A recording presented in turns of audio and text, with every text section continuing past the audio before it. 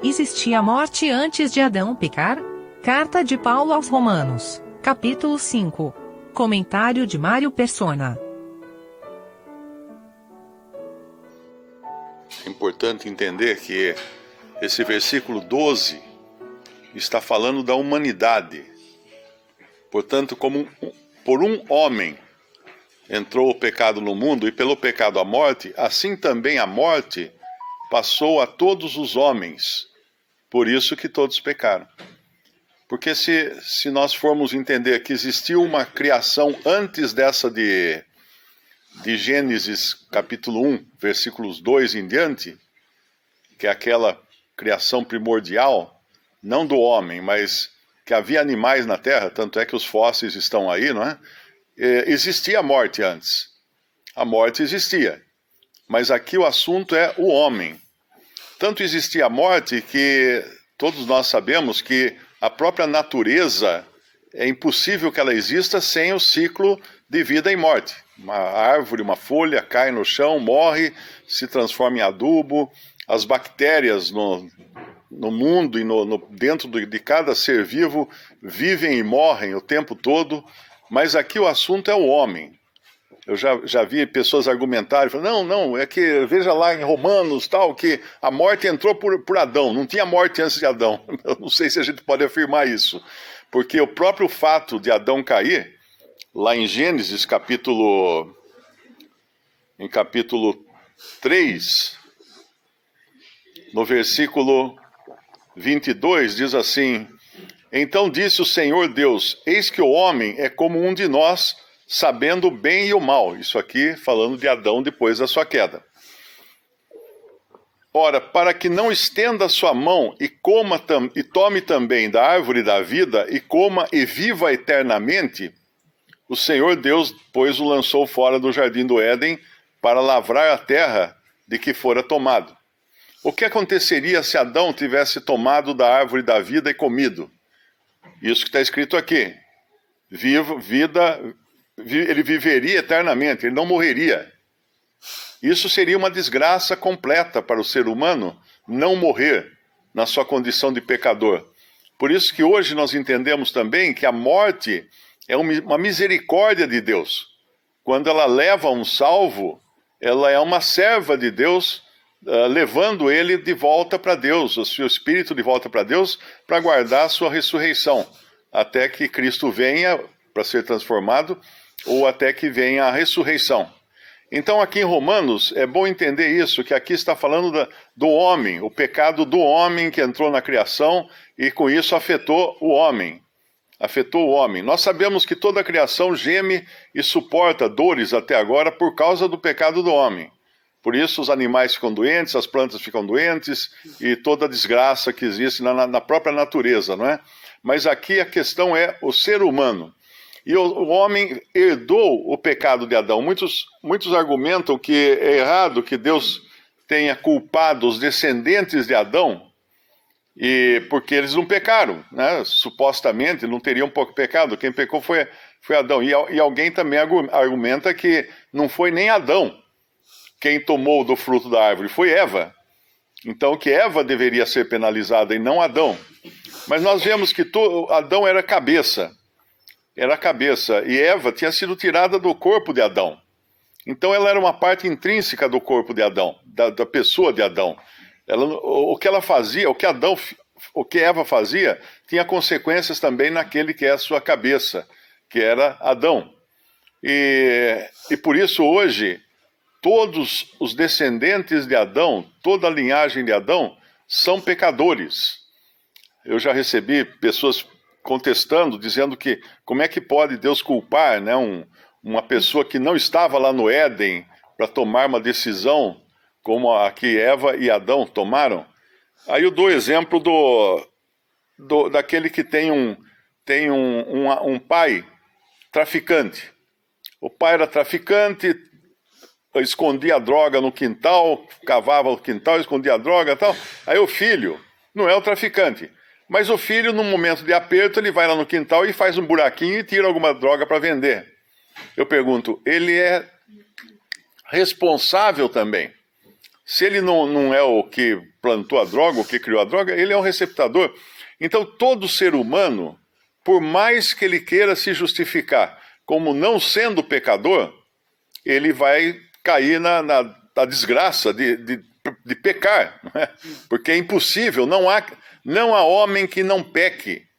E lá em 1 João, o apóstolo fala que se alguém disser que não tem pecado, faz Deus mentiroso. Ou seja, um pecado maior ainda, porque torna Deus mentiroso, porque a Bíblia afirma que todos pecaram e estão destituídos da glória de Deus. Então, o pecado realmente impregnou toda a criação, evidentemente também os animais, ainda que eles não tenham sido culpados do pecado de Adão, a ruína que se abateu sobre toda a criação afetou todos, porque Adão era a cabeça da criação. Ele era o responsável por toda a criação.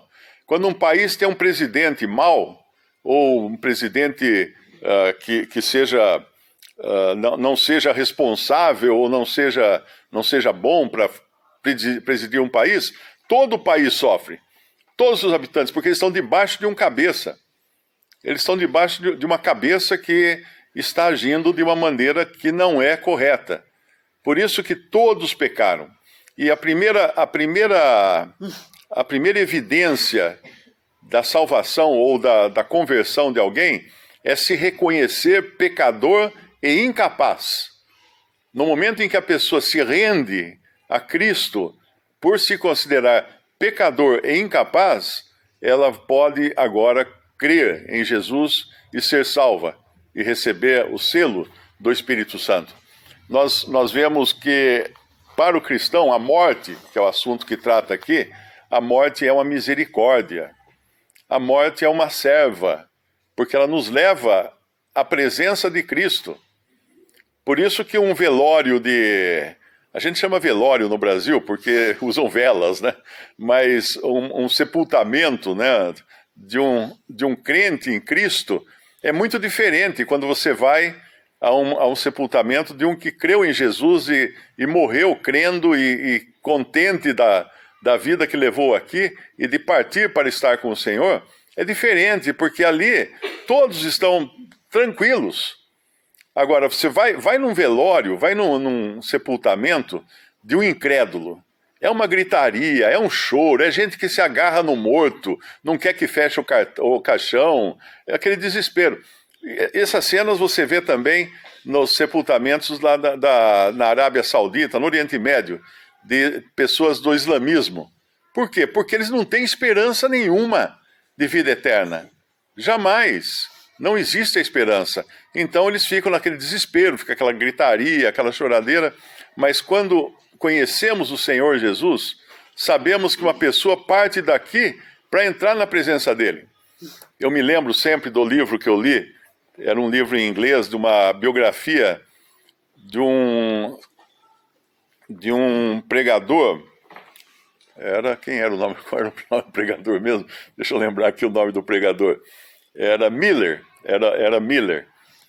que ele tinha inclusive um orfanato, ele cuidou de muitas crianças e tudo mais.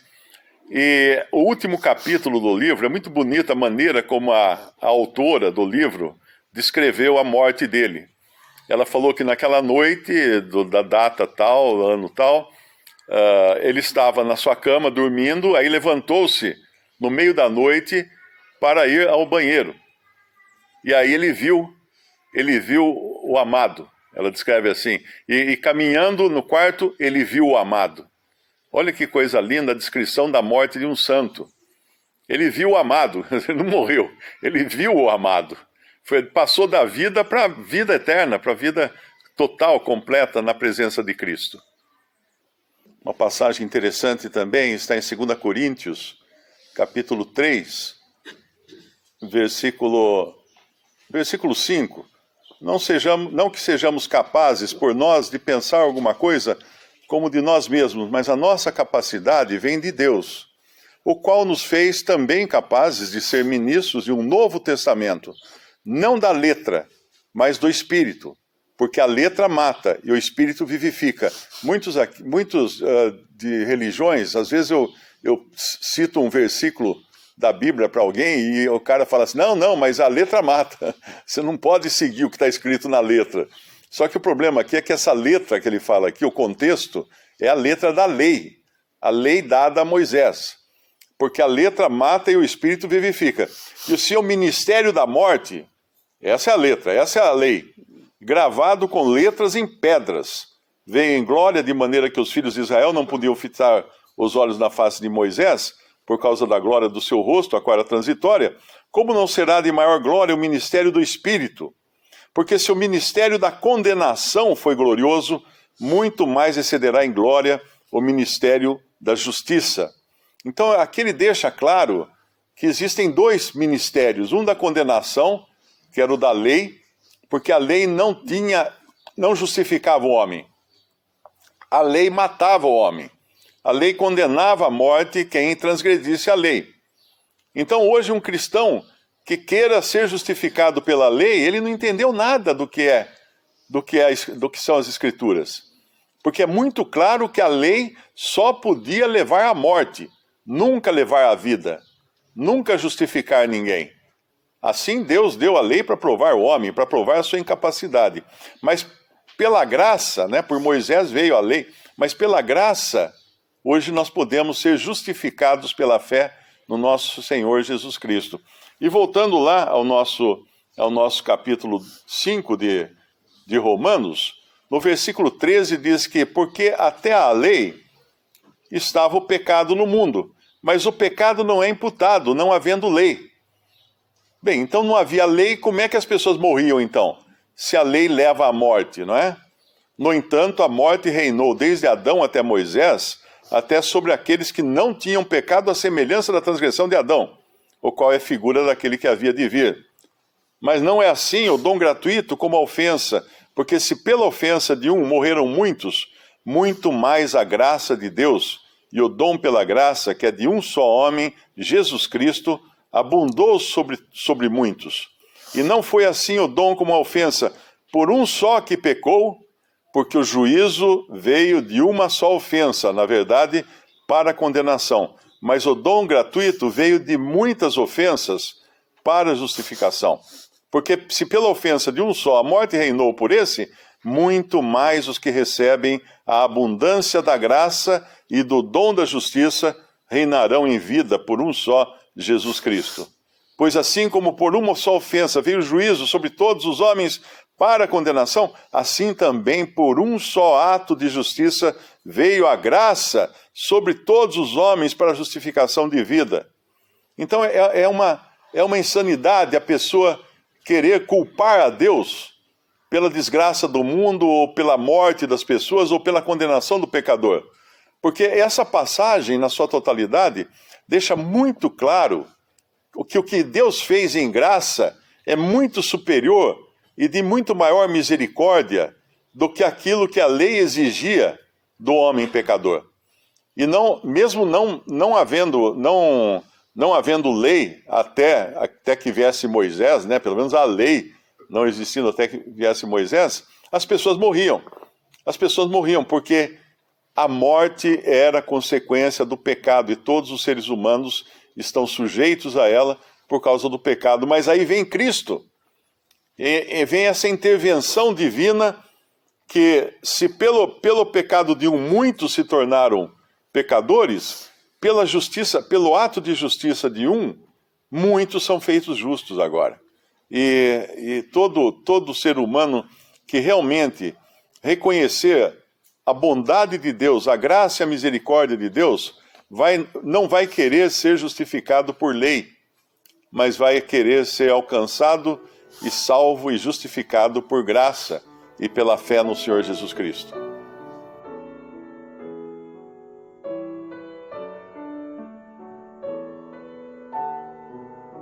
Visite Respondi.com.br. Visite também 3minutos.net.